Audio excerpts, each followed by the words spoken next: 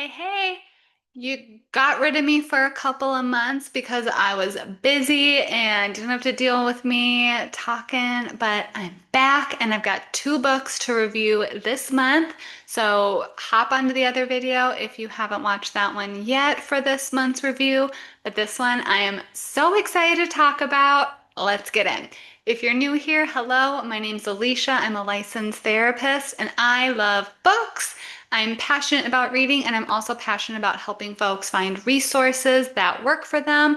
There's so many self-help books, therapy-related books, just all this therapy stuff in the world. And I'm here to help kind of talk about the pros and cons of them, and then you can decide if it is a good fit for you.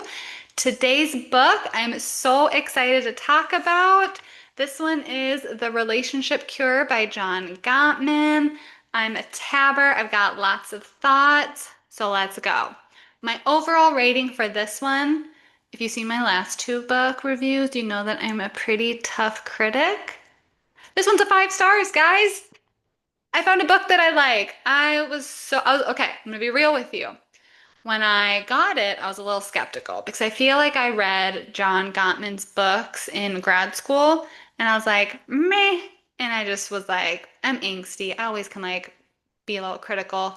I read this one and I was like, oh my gosh, it's gonna be really hard for me to find things that I don't like about it. I'm a big fan. I've already recommended this book to several clients, even some friends, and now I'm here to recommend it to you guys.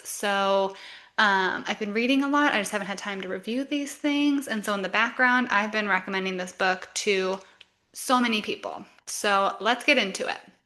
I'm actually going to start with what I liked because I loved this book. And honestly, there weren't really a lot of things I didn't like about it. I was really stretching. So what I liked about this book. So first I'm going to give a summary of what it is. Actually, I'm getting ahead of myself because I love it so much. So this book is really, it's called A 5-Step Guide to Strengthening Your Marriage, Family, and Friendships. So it's not just if you are married, it can be any relationships, dating, but I really like that a lot of the materials also like you can use with friends, coworkers, parents, siblings, your children. It can be pretty much applied to a lot of different things. Some of the examples are a little bit more like relationship focused. He is a relationship researcher, but the concepts can be applied to any type of relationship, not just our romantic relationships. So I really like that. And it's a 5-step thing. So it kind of walks you through like explaining different language. And we're going to talk about what some of that stuff is together and then kind of how to apply some of those things. So it's really just about strengthening the emotional connection that you have with the people in your life, setting what your needs are, being able to improve communication a lot, better understand each other, all sorts of great, wonderful things. Okay, so what I liked about it is it has a lot of metaphors. And you might not be a metaphor fan, but just trust me on this one, okay? There's these concepts, especially when we talk about like mental health stuff, there's just like sometimes a lot of really like jargony therapy speak. And it's like they become these buzzwords and we don't really know what they mean. And it's just kind of like we just skim it and we don't actually like really can apply it to us. So I actually really like the use of metaphors in his book because he then expands them with examples. And it's really easy to then like think about it with your relationships. So one of the examples of a metaphor that he uses is something about a relationship bank. And instead of saying like, well, when we, do something like something for our partner, we're getting this connection and all this stuff, and they do it back, and it's just like, oh, and then if you guys are having a bad day and this stuff, and it's just pulling, it can be like really like messy, and we just kind of like the point gets lost. I was even having a hard time following what I was saying, but the relationship bank super easy to understand, right? Like if you think about a bank account, okay, I do something nice for my partner. I'm depositing some money in, that bank account goes up. Sometimes I need to withdraw some money and so the bank goes down. As long as there's a positive balance, we're kind of vibing, right? But sometimes if we're in a really like high stress time or we're fighting a lot or having a lot of disagreements, we're withdrawing a lot. And if we're not filling that in, we go into the negatives, we're overdrafting, it's going to be a little bit more stressful. So it's just really easy to apply it. I'm also a big fan of metaphors because it almost, one, it helps us understand things in a more creative way, but two, it kind of adds a bit of separation so I'm not getting as activated while reading this book. So oftentimes our bodies sometimes get a little like defensive or overwhelmed if we're thinking of like immediately jumping into maybe some of our own like trigger stuff. And when we're talking about like the beginning of this book, we really want to build a solid foundation. So I think he did a really good job of like separating it a little bit so that we can then dive into it and apply it to ourselves. So I really liked his metaphors. If you're not a metaphor person, I still say give it a try. They aren't as awful as I'm making them seem. I think they're great. There's also this concept, again, I'm a big language person, and there's this concept of bids and just the language that he uses. I think it gives us the language then to be able to understand the things that are going on in our relationship, but then also to communicate that with our partner. I think a lot of us the I think the concept of bids was just such a game changer. I use it with my clients now. I even like made my husband read that chapter and was like, "Oh my gosh, like can we incorporate this language?" I loved it. So basically a bid is when we consciously or unconsciously reach out to another person. And again, it can be our romantic partner, it can be a parent, it can be a friend. So sometimes a text of, hey, I'm thinking of you, that can be a bid. That's a little bit more of an obvious one. Sometimes it's more subtle of, hey, I'm kind of cold, and we like want our partner's jacket, or we want them to like go snuggle up on us. Sometimes it's intentional, sometimes they aren't. But a bid is just a way that we like reach out and try to connect with someone. And I thought the bids was just the entire first chapter was so incredible. And again, I've used it with my clients. I think it helps us better understand what our bids are so we can be more clear with them. I think it helps us understand our partners or our friends or our coworkers or our family members' bids so we can see their intentions. It helps us be intentional about them. It helps us try to be helpful in how we respond to people's bids. There was a line in there too of you can respond, you can like validate someone's bid without the behavior. So I often see this in couples when it comes to like sex, where one partner might make a bid for sex and the other person, turns them down, which is totally appropriate.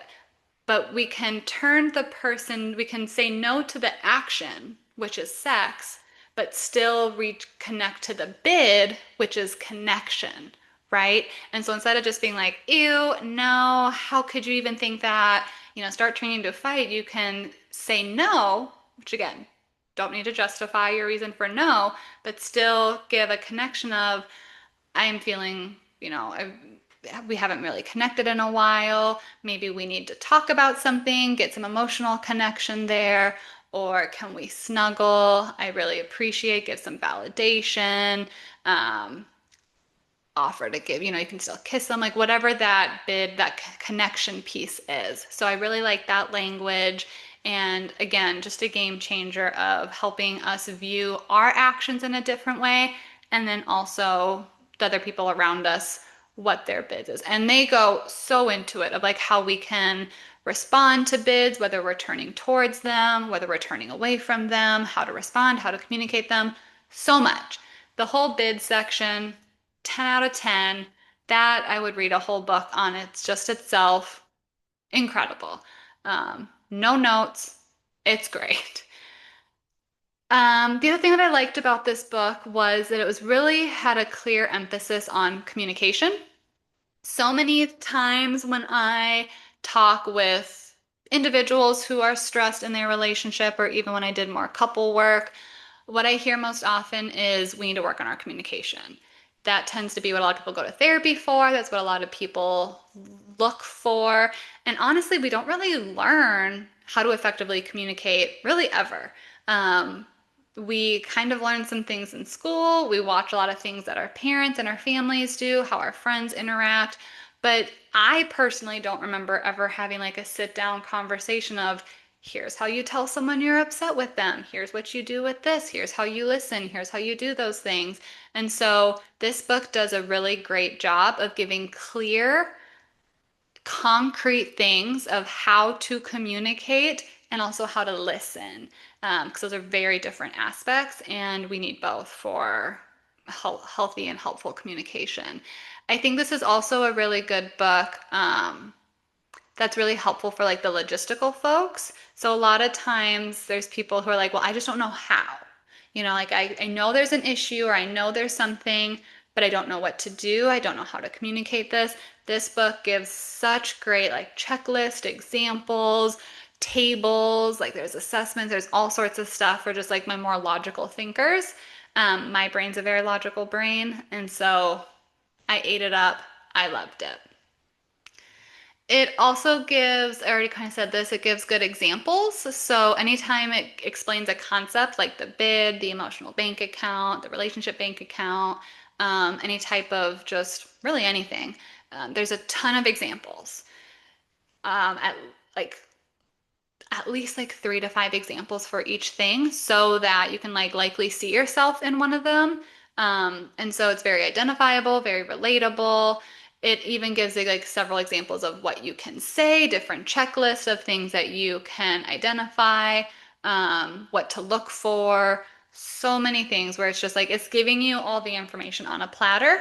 And it's just examples, and they're very clear in that. So if you watch my videos, you know I'm a big like generalized person, and I like when people add like qualifiers and nuance. This book does a great job of that. So 10 out of 10. I also am a sucker for a checklist, so I loved it. I just like my logic brain was so happy with like the information. It was wonderful. I really like that even though it's a lot of like internal work that we're doing when we think about, being more vulnerable and communicating with others. It also really helps us understand our partners and our friends and our coworkers and our other family members. And so it kind of gets to that systems. Again, if you watch my videos, I'm a big systems thinker. And it really helps us understand where like other people are coming from because that's such an important way of us communicating is not just about us, but also where the other person is. And I just really liked the underlying messages of like helping understand their intentions, what their messages may be, where like maybe like their previous traumas or family history might be, and just like really helps put more of the puzzle pieces together because that's really what a lot of communication stuff is. Like, yes, I love a checklist and I want those tools, but I also want that deeper level. And I think this book does a great job of combining them and doing it in a way where it's not super scary. Like it builds on it really nicely. So I really loved it. Can you tell? At the end of each chapter, there's also exercises, which is pretty common for self-help books, but they just were really like manageable exercises. Some were more self-reflection-y questions. Some were like assessments. There were so many questionnaires in there, and I'm a sucker for like an Enneagram test or like some sort of like personality test. Like I like having like a name or a number that kind of like I can explore and understand. So there's a couple things that I got to do there. Different like homework assignments, even if you're doing this with a partner, or I would recommend doing with a partner that if you can apply this stuff to other relationships, but I think it's definitely like the exercises, if you're doing them with someone, really good to do with a partner. But yeah, it was just like sometimes I read self-help books and like the end of the chapter reflection questions or homeworks are just kind of like meh. And this one, like, I liked all of them. They are homework assignments and exercise that I would have my clients do. So they were like actually helpful and not just like an afterthought because people are like, we should have them do something. So I liked it. I also really liked that this book is very concrete and logical, kind of like I mentioned, if you're more of like the logical brain person, especially if you're working on this with like a couple. I find that it's common for there to be like one partner that's a little bit more logic brain, needing more like that concrete stuff, and then one person who's more in touch with like their emotional side. We need both. Both are wonderful.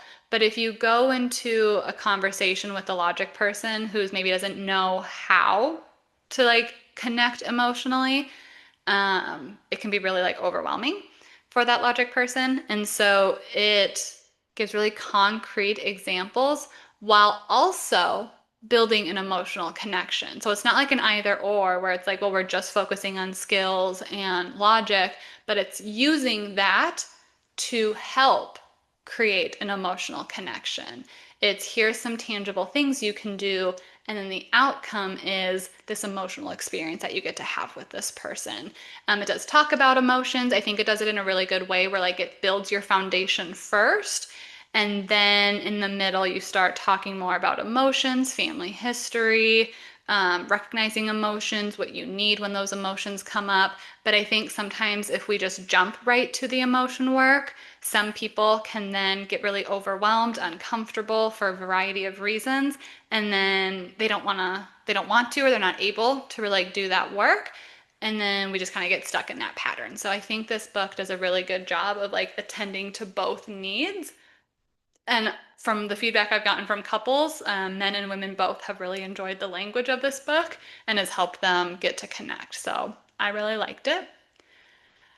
I like that this book helps you take ownership of your role in the cycles that you have and like the patterns that you have in your relationships, but it does it in a really compassionate and gentle way. So if you've watched any of my other videos, you might notice that when we use like this linear type stuff, it often puts blame and responsibility on you, and then that can lead to like guilt and shame. But this is much more systemic, and so it helps you say, hey, yes, you might need to be a little bit more clear with your bids. You might need to respond in a different way. You might, be doing these things that are then contributing to this, but it's doing it in a really gentle way where like I took the quiz and it said like my one of my things is um like I can be kind of crabby going into a situation. I'm kind of already in like a negative headspace. And so instead of being like, hey, you're a negative Nancy and all this stuff making me feel bad, I literally was like, oh yeah, I'm kind of a crabby. And like now I want to get little like crab decor and kind of like poke fun at myself for it. Like, yes, I'm going to own up to it, but I'm not like feeling awful that I do it. So I think it does a really good job of helping us take ownership so that we can then do the work to change without making me feel like crap. So yeah, I like went to the store and I saw a bunch of like crab themed like kitchen decor and I sent a picture to my husband and I'm like, hey, look, it's me. I'm a little crabby. And so that was like a fun way instead of making me feel like adding more guilt of, yeah, I do go into conversations more negative and so it must be all my fault and I need to be more positive. And then just like going deeper into the spiral, I was able to acknowledge it, own it, and now I go into it knowing what I need to do differently. So I really like it. I like that it also talked about families, it talked about coworkers. Like I said, most of the book focuses on like a couple relationship, and a lot of the exercises are, but there are ways that you can do it with families, with kids, friends, all those things. Um, you can just like apply some of those things to those relationships. Um, but yeah, I think like overall it's mainly for a relation, like in a romantic relationship, but the concepts can apply to anything, friendships, all that stuff. So overall, I really liked it. Um, there were a few things that I didn't like, and these are big stretches here. So like you might laugh at if you watch my other videos, like I can dislike a lot of things. So for starters, the first thing I didn't like about it was the name. Like we know I'm really reaching when it's a name, but so it's called The Relationship Cure. And when I recommend this book to some people, they're like, I don't think my partner would like that because it almost implies that there's something wrong and that this needs to be a cure. Now I get it. A lot of times, if you are looking into therapy, wanting to work on communication, wanting to read a self-help book, a lot of people wait until they are at like a rock bottom or when like there truly is something wrong and that's when they seek out a resource. That isn't my mindset view. I like prevention work. I think everyone should go to therapy. I think all couples should go to therapy. I think it's better to get ahead of issues rather than wait.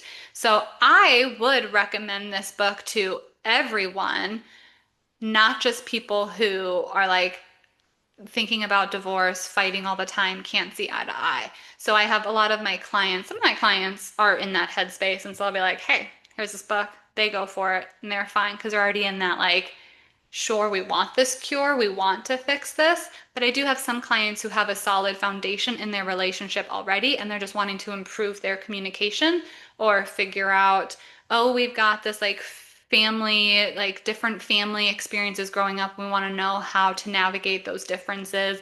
And this book really can help you with that. But it has like that little bit of a negative connotation of, oh, it's a relationship cure. So that's my only kind of caveat is it implies that you have to be like broken in a sense in order to get this book. And really, it's just about strengthening. Like, I think even if you and your partner aren't thinking about separating and you guys can communicate most of the time okay, I would still recommend this book because there's still things that we can take away. And like I said, we can also use these concepts in those other relationships that we have. So like it's not you can't lose. It's just a great book. So if John Gottman ever wants to rewrite his book because of my thought, but really, it's just me being nitpicky.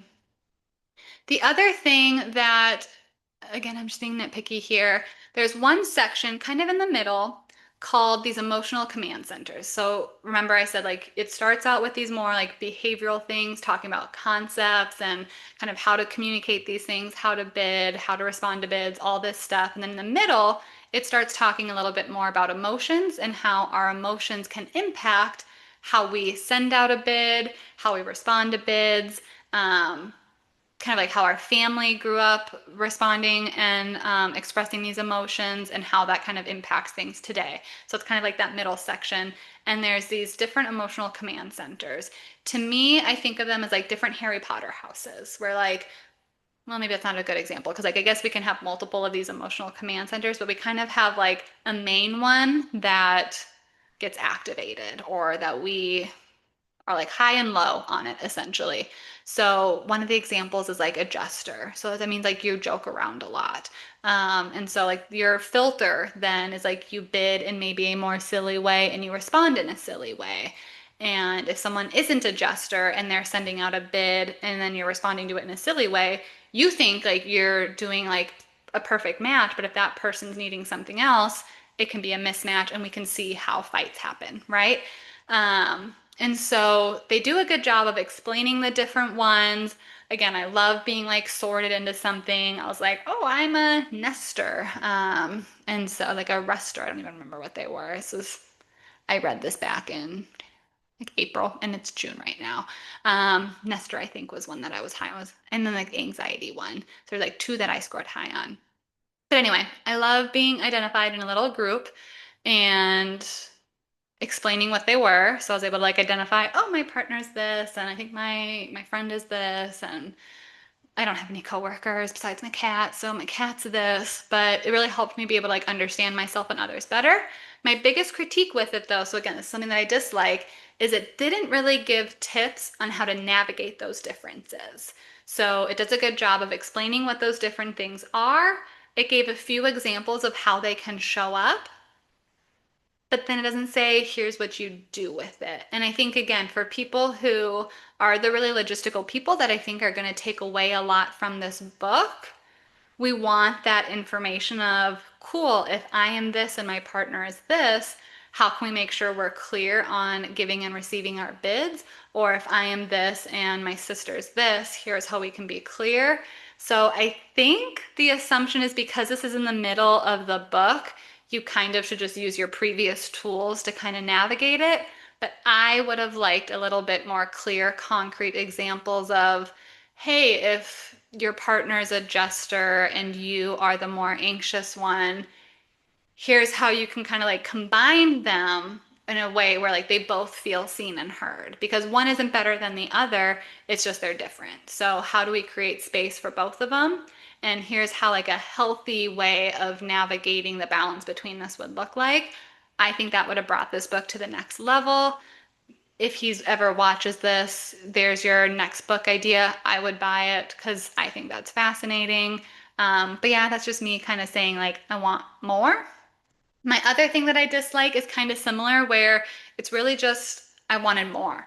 So I think they do a good job of explaining like all the concepts. They give you the homework assignments, but then it just kind of ends. And I would have liked something about more how to maintain this communication stuff or more concrete things on how to follow up some of these conversations. There are exercises at the end of each chapter, like I said, but a lot of them are like, I know I can go through and like redo some of them, or I can set an intention with, hey, I'm gonna every once a year I'm going to go through it, or every few months, or whenever me and this person are having a communication thing. Like I know I can be the one to set that, but I think it would have been again just like one extra level if like they just would have put that somewhere of like communication is not like a checklist thing where, hey, I learned how to communicate. I'm perfect. I'm done. Like, no, no, no. Communication and these bids and our needs and all of this stuff changes. And so I think like I just would have wanted maybe people to feel like it's okay if you get back into a rut, if you need to revisit this. Like, this is not a one-time thing. You have a foundation, so maybe you don't need maybe as much of like those earlier chapters as much, but you're gonna probably want to revisit this every so often in order to maintain these skills, to be intentional about them, so you can get the most out of it. So again, those are me just like reaching for things. If you've seen my other videos, you know I'm very critical. So like basically two of the three things that I didn't like about this was just I wanted more. So I'm going to read more of John Gottman's books. Maybe his other books have those answers in there. And I guess that's maybe how he keeps selling books is you can't put everything in a book. So you just have to keep buying his other books. So I do recommend this book. I'll read probably his other books and let you know if those ones are any good too. Um, but yeah, so who would I recommend this for? Honestly, anyone. Um, I would recommend it for couples who are both wanting to improve communication and closeness. I think if one partner is kind of out and like not really motivated to do the work, I still think an individual can read this book and still get a better sense of themselves, their partner, other friendships, relationships, things like that. I don't think it's going to have the same powerful impact on the relationship because the relationship is two parties. So you can do a lot of work on yourself, but it is not one person's fault that there's relationship issues. So if one partner is trying to claim that it is all one partner's, that's a red flag. And I hate when like one person is like, I'm willing to own my stuff and do all this stuff, and the other partner is like, yep, it's all on them. Like, no, no one's perfect. Like, there's definitely things we can work on. So if your partner is trying to say, I don't need it, I'm already an excellent communicator, you can still read the book, learn about yourself. I don't think I would give them the book, even though they probably need the book. Um, again, I think the main intention, a lot of the exercises are framed to help couples. I would love it if like both partners read this book together, like reading one chapter at a time together, going over the concepts, going over the exercises together. But if you just do read it solo, it can still improve your friendships. I've actually applied some of the concepts to one of my friendships recently. It's helped me be a better responder to some of my family members' bids who bid in a different way than I do. So it has improved multiple areas of my life. And I really think this is a great book for my thinkers and my logical folks because I think a lot of self-help books, I love a good like self-reflection. I love, I've really pushed myself into being more of like an emotional person and creating these different experiences. My brain is a logical brain though. Like it is just so happy when it has a clear, concrete list and just things make sense and things are explained to me. Oh, it makes my brain happy. And so if emotions kind of freak you out or you don't know like the how, like I don't know how to talk about it, I don't know where to start, like those types of things, this book handles it in such a safe, gentle building way that it blends those things together. And I like that it starts with the logic because that's what my brain likes. My brain likes to feel prepared and eager and knowing how to handle things. Then I can deal with the emotions later. So, um, guys, I really like this book. I hope I hope you read it. I hope you got thoughts on it. If you read the book and you hate it, let me know because I'm always open to these other perspectives. But I truly think such a easy but powerful way of viewing things, and it's like changed my way of viewing things. And so I hope you read it. I hope you enjoy it. If you don't, let me know. Also, let me know if you've got any book ideas of things to read. I've got my next one planned, but I want to hear some other ideas. So take care of yourself and let me know what you're reading.